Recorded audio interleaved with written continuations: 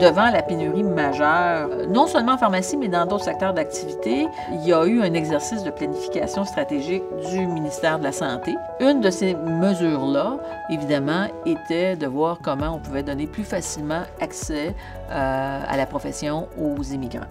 Il faut voir qu'à l'époque, la seule voie de passage pour les pharmaciens immigrants était de suivre des cours. Comme ils étaient intégrés aux cohortes régulières d'étudiants, ben il y avait en tout et partout à peu près 8 places par année. Moi, le pari que j'ai fait à l'époque, c'est de dire, ben écoute, nous, on va mettre de la pression pour que ça ouvre. Puis si les universités ne veulent pas suivre, ben ils expliqueront pourquoi. Ils avaient de bonnes raisons, là, mais c'est pas à nous d'expliquer les raisons des universités. Donc, on a mis un peu de pression à ce niveau-là.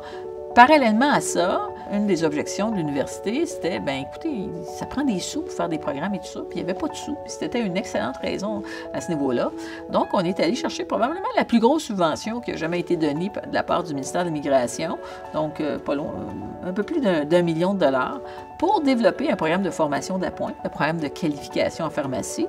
Donc, c'est à ce moment-là qu'en arrivant avec le financement, bien là, l'université s'est montrée beaucoup plus ouverte à travailler avec nous. Donc, ce qu'on a fait, par contre, c'est montré ouverte, mais il n'y avait pas les ressources. Donc, on a libéré notre directrice de l'admission, Mme Mainville, qui est allée travailler 1 an pour l'université pour développer ce programme-là. Donc, ça a été une des mesures qui a été prise.